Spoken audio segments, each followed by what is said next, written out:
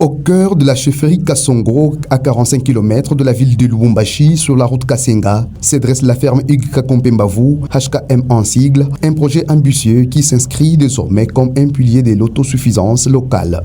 Ce samedi 1er février 2026, le site a reçu une visite de marque, celle de son promoteur Excellence Honorable Hugues Kakompe, et une surprise des terrains loin de bureaux climatisés.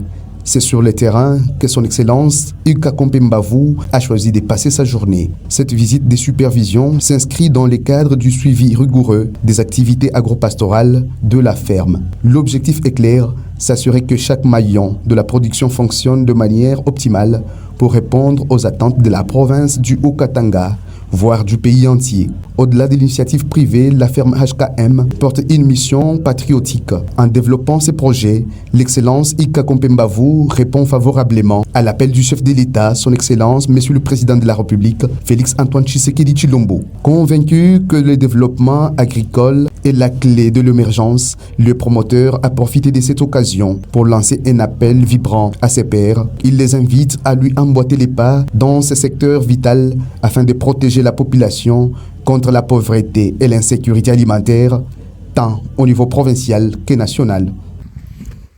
Ici, c'est la ferme Kakompe. Vous voyez, Dr Hugues, on est en train de pouvoir aider le développement agricole dans notre province, et particulièrement dans notre pays, pour participer à la lutte contre la famine.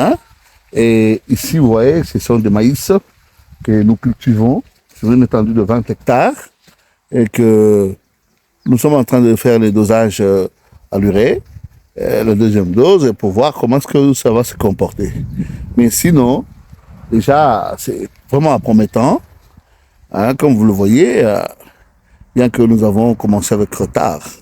La journée s'est clôturée par un moment fort de partage, un entretien direct avec les ouvriers de la ferme. Ces dialogues a permis de mettre en lumière le travail de ceux qui, au quotidien, font vivre la terre pour nourrir le Congo de demain.